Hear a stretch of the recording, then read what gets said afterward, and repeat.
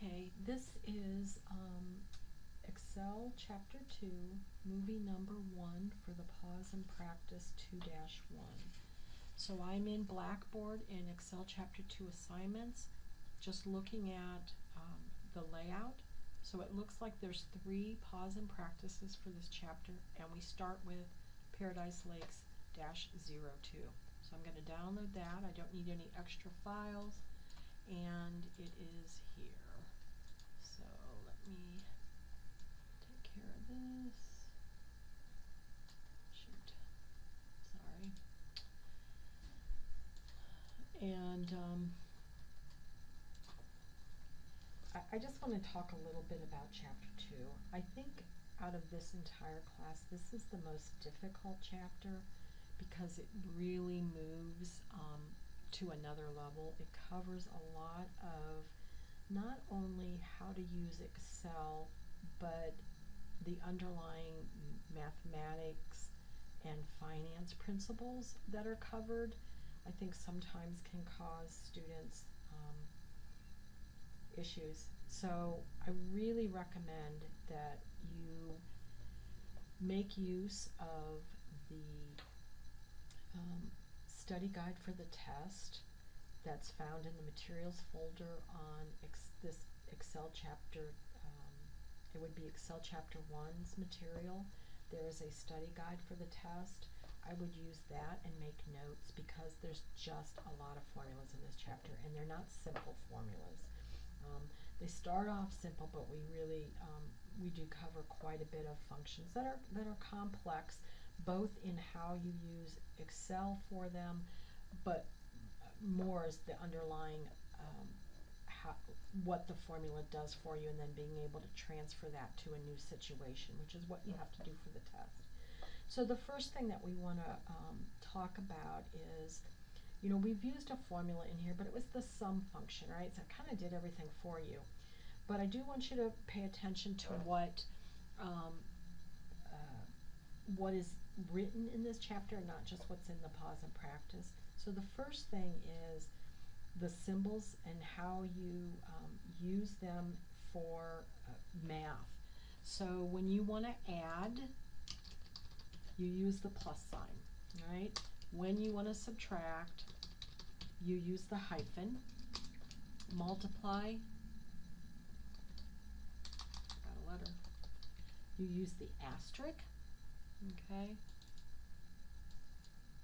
And then when you want to divide, you use the slash. Oops, what's going on here? The slash, I'm not sure what's happening. The slash character, okay? When you want to do exponentials, or like, let's say you wanted to square something, you use the caret, and then to square it you would do a 2. If you wanted to cube something, you do a caret and 3. And a caret is the character above the number 6 on your keyboard.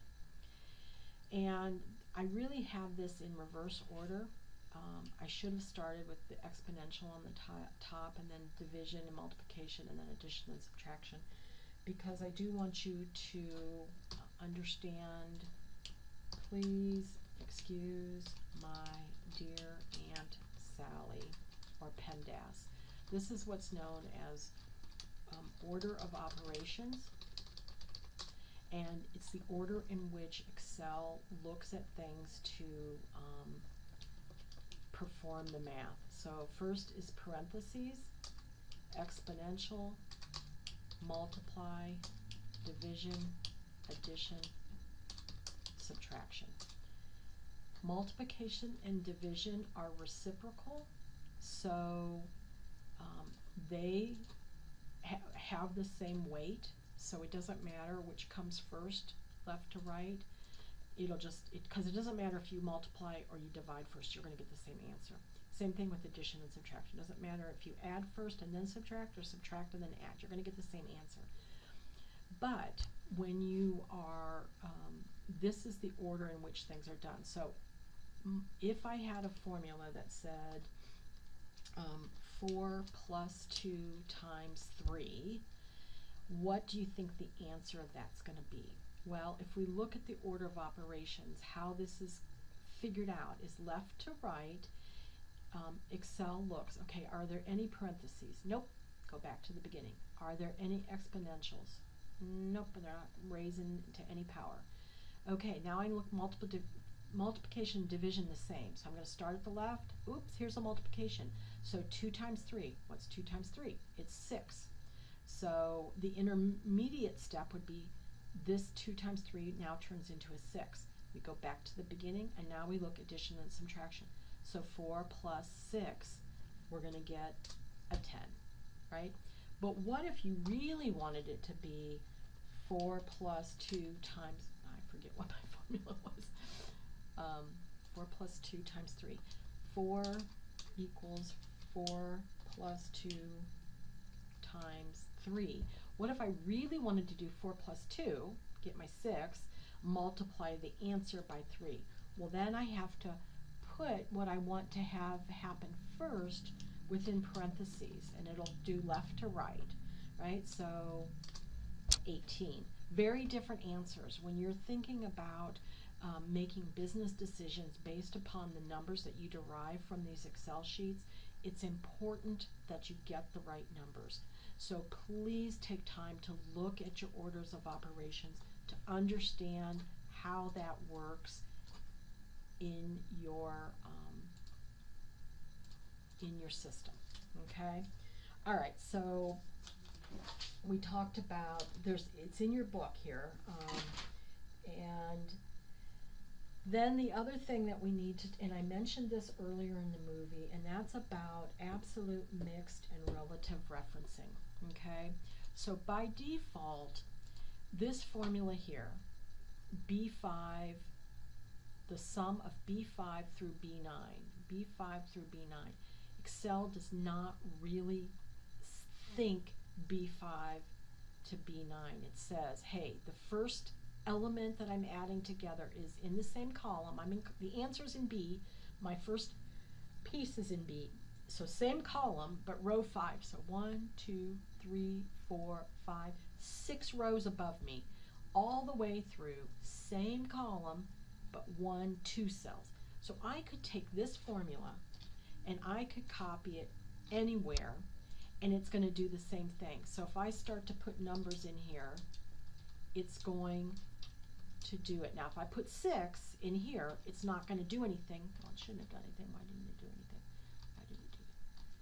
B, M3 through M8.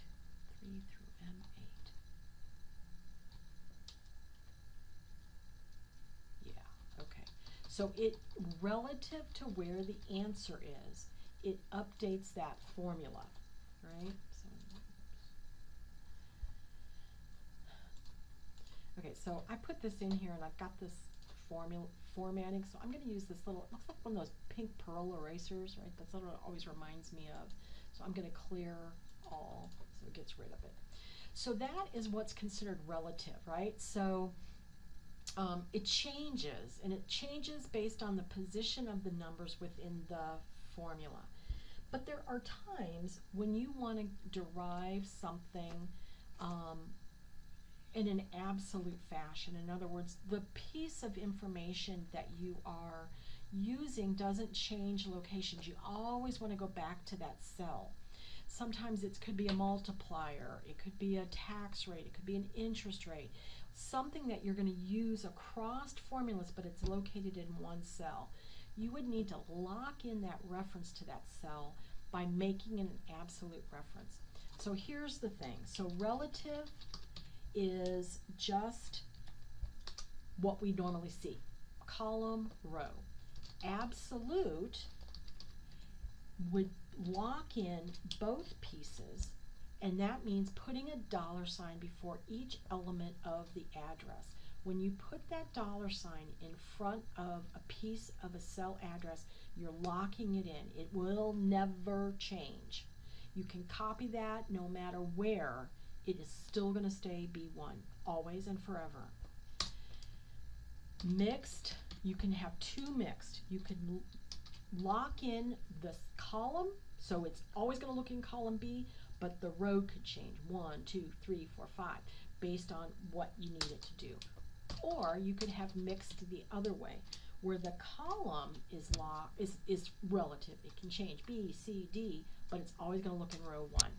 Okay, so those are the ways that you address and reference material. The key that switches you, so let me put in a formula here. Let me just do equal, and I'll just pick this cell, equal B1.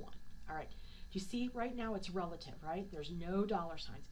If I move to my keyboard and I hit the F4 key, it's a function key across the top. Now, if you are using a laptop, you might have to combine a key with the function, the FN key, but you need to recognize that on your own machine, whether or not you can just do the F4 or you have to do a combination to derive the F4. So I'm going to hit F4. Look at what happens. It automatically changes it to absolute.